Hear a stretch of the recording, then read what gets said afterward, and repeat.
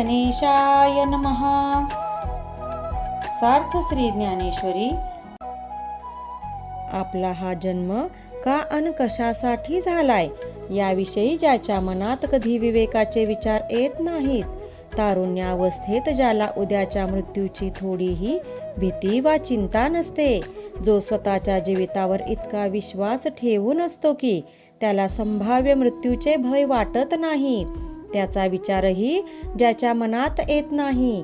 आपण राहत असलेले पाण्याचे डबके हे कधीच आटणार नाही या भ्रामक कल्पनेने जसे मासे मोठ्या जलाशयाकडे जात नाहीत किंवा हरिण हे पारध्याच्या गाण्यास भुलते अन त्याची शिकार होते, खाण्याच्या लोभाने मासे जसे गळास लागतात, दिव्याच्या ज्योतीला मिठी मारण्याच्या निमित्ताने पतंग जसा आपल्या मृत्यूला कवटाळतो, एखादी व्यक्ती जशी जळणाऱ्या घराकडे दुर्लक्ष करते किंवा लोभी जसा विषारी अन्नाचे घास गोड मानून खातो, त्याप्रमाणे हा जन्म नाही तर आपल्या पुढे साक्षात मृत्यू आला आहे हे जसे अज्ञानी विषय सुखापोटी जाणत नाहीत, जो आपले सशक्त शरीर सुखभोगास्तव खर्ची घालतो, जो विषय सुखाची प्रौढी मिरवितो, पण तो हे कधी जाणून घेत नाही की वेश्या आपल्यास तन मन अर्पण करण्याचे वरवरचे नाटक करत असते,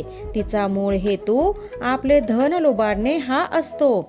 वाटेने जाताना एखाद्या चोराने गाठले व वर करणी मैत्रीचे कितीही नाटक केले तरी ते आपल्या धन वा जीवास घातक आहे हे न ओळखणे किंवा मातीच्या चित्रांना पाण्याने स्नान घालून त्याचा नाश करण्यात काय अर्थ आहे. पंडुरोगाने देह फुगलेला दिसला तरी ती खरी देहाची पुष्टी नाही, तो रोग आहे, मृत्यूचा एक संकेत आहे.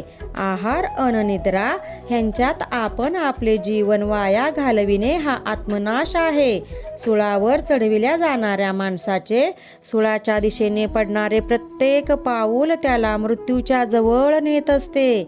तसा जसा देह वाढतो तसा तो विषय सुखात निमग्न होत जातो.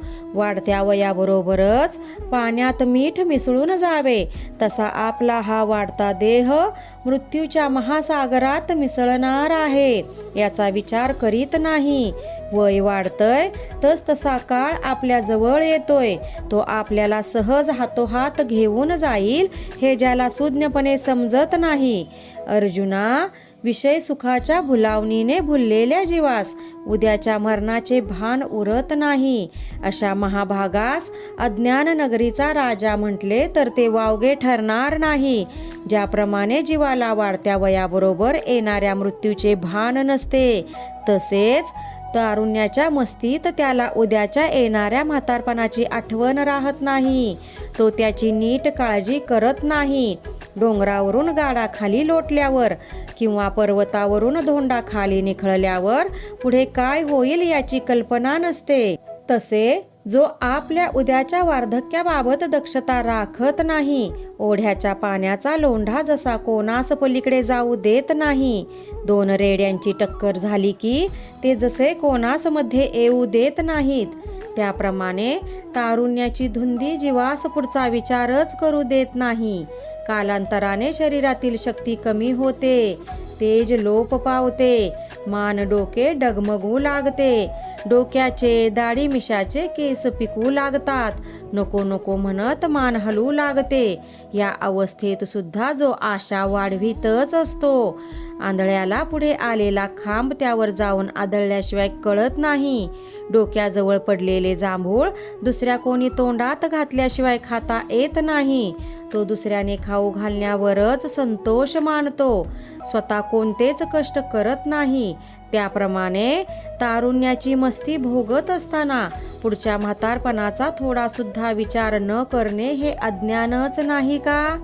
स्वतःच्या तारुण्याच्या भरात आंधळ्या वा कुबड आलेल्यांची जो चेष्टा करतो, पण उद्या आपली अवस्थाही तशीच होईल याचे भान राखत नाही.